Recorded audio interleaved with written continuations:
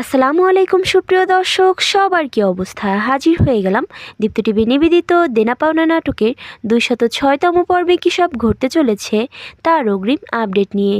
এই পর্বটিকেও মিস করবেন না, কারণ এই পর্বে আপনারা দেখতে পারবেন রিয়াকে দেখা যাবে সে যখন ইরফানের সাথে তাদের বাড়িতে যেতে চাইবে। এটা শুনে ইরফান অনেক টেনশনের মধ্যে পড়ে যাবে। সে সাথে সাথেই সব কিছু পারিকে খুলে বলতে চাইবে এবং সেখান থেকে পারির উদ্দেশ্যে রওনা করবে।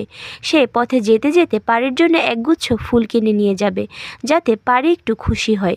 কিন্তু ঘটবে তার উল্টো ঘটনা। ওইদিকে পারিরা সবাই মিলে প্রত্যেকের মতামত অনুযায়ী একটি গহনা বানিয়ে ফেলবে। তারপর সবাই মিলে সেই গহনাটি পারিকে পরতে বললে সৌরভকে দেখা যাবে সে গহনা পরানোর অজুহাতে পারিকে টাচ করবে। ঠিক তখনই সেখানে ইরফান চলে আসবে। ইরফান এসেই পারি ও সৌরভকে ওই অবস্থায় দেখে ফেললে সাথে সাথেই তার হাত থেকে ফুলের গোছাটি পড়ে যাবে এবং ইরফান মনে অনেক কষ্ট পাবে। সে এসব দেখে কিছু বলা তো দূরের কথা, মনে অনেক কষ্ট নিয়ে সেখান থেকে চলে যাবে। আর এসব বিষয় কোনো কিছুই পারি খেয়াল করবে না। আর অন্যদিকে আপনারা দেখতে পারবেন পারি ও সৌরভকে দেখা যাবে সে তাদের বানানো গহনাটি ভিডিও কলে সত্যজিৎ ঠাকুরকে দেখাবে।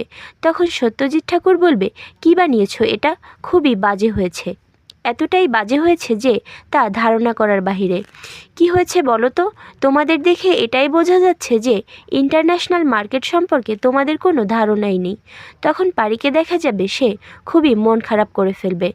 তখন সত্যজিৎ ঠাকুর হঠাৎ করে হেসে উঠবে এবং বলবে, কি খুব ভয় পেয়ে গেলে বুঝি?